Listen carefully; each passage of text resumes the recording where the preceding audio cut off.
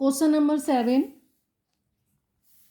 a factory increase its production of car from 80,000 in every 2006 से 2007 to इसका production कितना बढ़ गया उसका 92,610 इन इतने ईयर में। Find the annual rate of growth of production of car. तो देखो आपसे रेट ऑफ प्रोडक्शन पूछा है, इंक्रीज हो रहा है आपका, तो आप इसमें देखो सबसे पहले क्या करेंगे, इंक्रीज हो रहा है तो रेट ऑफ ग्रोथ पूछी है आपसे, ठीक है। तो आप इसमें गिवन क्या करेंगे, तो गिवन आपकी ये वैल्यू होगी, ठीक है। तो आप क्या करेंगे, प्रोडक्शन इन 2006 टू 2007 में, ओके। ये आप 7 कर सकते हैं, 6 और 7 में कितना प्रोडक्शन है, 80,000, ओके। यही प्रोडक्शन इन किसमें 2009 से 10 में कितना हो गया है प्रोडक्शन, 92,610 हो गया, ठीक है। और आपको टाइम पीरियड दिया है, टाइम कितना हो गया, 6 से 7 हुआ, 8 टू 6 से 7 क्या, 8 टू 9, ठीक है। ये टाइम बीच का देखना, 8 टू 9, 9 टू 10, ठीक है। ऐसे करोगे आप तो आपका ये टाइम पीरियड यहाँ पे कितना आ जाएगा, 3 आ जाएगा, ठीक है। 6 से 7, 7 से 8, 8 टू 9 और 9 टू 10, तो 3 ईयर्स के गैप में आ रहा है, ओके। रेट ऑफ ग्रोथ आपसे पूछा है, तो ये रेट ऑफ ग्रोथ आपका किस पे लगेगा, इस पे लगेगा, ठीक है। तो आप क्या लिखोगे,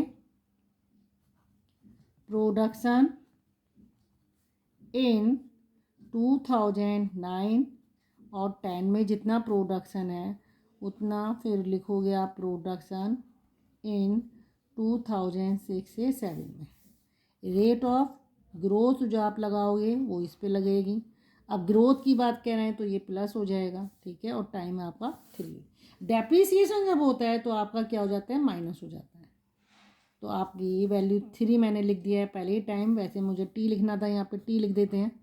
अब जो वैल्यू आपको गिवन है वो सब लिख दिए। प्रोडक्शन कितना था आपका 92, जो इंक्रीज़ होके आया वो ये रहा। स्टार्टिंग में कितना था, 80,000 था। देन रेट ऑफ प्रोडक्शन आपसे ग्रोथ पूछा है आपसे, टाइम कितना 3, 1 प्लस आर अपॉन 100, इसको आप यहीं रोकेंगे, आप लिखेंगे 92610 अपॉन 80,000। तो देखो 80,000 है आपका। अब आप इसको जब सॉल्व करेंगे तो ये आपका देखो 1 प्लस आर अपॉन 100, ये क्यूब रूट हो जाएगा, 92610 अपॉन 80,000, ये 3 लिख दिया। 3 का मतलब क्यूब रूट है। और आपको क्यूब रूट जब इसको निकालना है तो आप देखना निकाल के, ये किसका क्यूब रूट होता है, इसका 21 होता है। और ये 80,000 आपका किसका आएगा, 20 का आएगा। ये 0 से 0 कट जाएंगे, यहाँ पे 8,000, 3 0 से 1 0 बच जाएगा यहाँ पे, और 8 का क्यूब रूट 2 आ जाएगा, ओके। हम इसको इस तरीके से करते हैं और ये 21 का हो जाएगा। चाहें तो आप इसको क्यूब रूट निकालने के लिए फैक्टोराइजेशन मेथड भी फॉलो कर सकते हैं, ओके। तो आपका 21 अपॉन 20 आया, तो आप आर अपॉन 100, 21 अपॉन 20 -1, ठीक है। अब आप क्या करेंगे, इसमें 20 का एलसीएम ले लो, तो 21 माइनस 20 हो जाएगा। तो R upon 100 equal to 1 upon 20, cross multiply करोगे, ठीक है। तो क्रॉस मल्टीप्लाई करने पर क्या हो जाएगा, 20 R equal to 100, R equal to 100 upon 20, ये कट जाएगा, आपका आंसर आ जाएगा 5%। तो आप इसमें क्या लिख सकते हैं, आंसर में जो आपसे पूछा है the annual rate of growth, तो आप यहाँ लिखो hence the annual rate of growth of production of car is 5%। तो 5% आपका क्या है, एनुअल रेट ऑफ ग्रोथ। इसी एक्सरसाइज का देखो क्वेश्चन नंबर 8 देखो, द वैल्यू ऑफ मशीन कितने की है, 5 लाख की है, इस डेप्रिसिएट हो रही है 10% एवरी ईयर डेप्रिसिएट हो रही है, ठीक है। और डेप्रीसिएट होकर उसकी वैल्यू कितनी कम हो गई, यानी डेप्रीसिएशन रेट जो है इस पे लगाएंगे। आप इस चीज़ को भी ध्यान देना, डेप्रीसिएशन इस पे लगेगा। इस पे अगर लगता तो वैल्यू और कम हो जाती, लेकिन मुझे गिवन है तो इस पे डेप्रीसिएशन लगेगा, तब कहीं जाके वैल्यू रिड्यूस होगी। ठीक है, तो आप डेप्रीसिएशन रेट जब इस पे लगाएंगे तो आप देखो गिवन क्या लिखोगे, वैल्यू ऑफ मशीन, जिसको मैं VO से बोलती हूँ। ठीक है, ये आपका कितना हो गया, ₹5 लाख।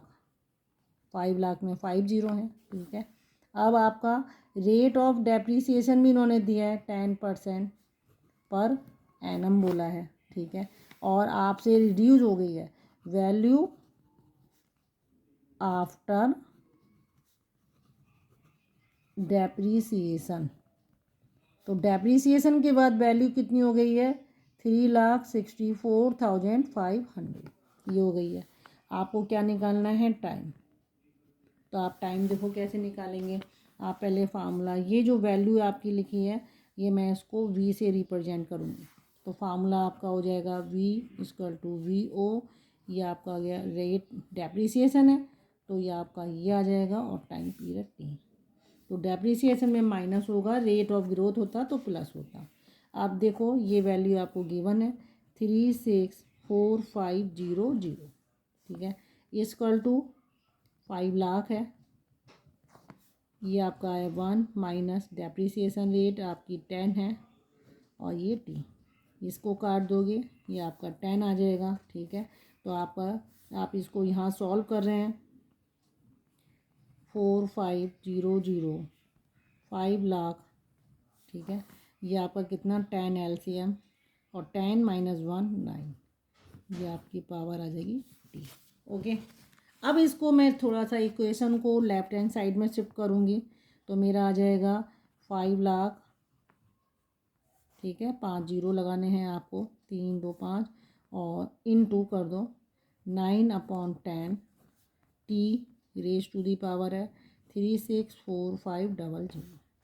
इसी को जो पावर आपको जो वैल्यू पूछी है T को रोक के आप क्या करोगे, 3,64,500/5, और ये 5 जीरो, 2 जीरो आपके कट जाएंगे। ठीक है, कितने बचे यहाँ, 3 बचे हैं। अब आप इसको देखो, यहाँ देखो इस नंबर को, यहाँ लास्ट डिजिट 5 है, यहाँ 0 है, तो ये आपके किससे कट जाएंगे, 5 से। ये कितना आ जाएगा, 1000 आ जाएगा, 3 जीरो है। और आपका ये कितना आ जाएगा, 5 7 जा 5 2 जा 10 ऑन दे 9। तो आपका यहाँ देखो कितना आ गया, 9/10 raise to the power T equal to 729/1000। अब देखो ये पावर जब पूछी है तो आप इस टाइप के क्वेश्चंस को जब सॉल्व करते हैं तो आप देखिए, ध्यान दीजिएगा, क्या इसको मैं 9 की फॉर्म में लिख सकती हूँ, ऑब्वियसली मैं इसको 9 की पावर 3 भी लिख सकती हूँ, और इसको 10 की पावर 3। इसको जब मैं सॉल्व करूँगी तो मैं ऐसे करूँगी, इसको इक्वल टू 9/10 और ये 3। तो देखो आप जब बेस सेम है तो पावर भी इक्वल हो जाएगी, when base is same then power equal. Powers क्या हो जाएंगी आपकी, इक्वल हो जाएंगी। तो T इक्वल टू 3 हो जाएगा, और T क्या है आपका, टाइम है, तो 3 ईयर्स हो जाएगा। तो आप क्या लिख देंगे, hence the time is 3 years. तो वो आपसे क्या कह रहे हैं कि कितने टाइम में आपकी मशीन की जो वैल्यू आपको गिवन थी 5 लाख, वो डेप्रीसिएट होके इतनी हो गई है, तो इतनी वैल्यू कितने साल में होगी, वो आपने फार्मूले बेस निकाल के कितना बता दिया, 3 साल में आपकी वैल्यू डेप्रीसिएट होकर 3,64,500 हो जाएगी। Okay viewers.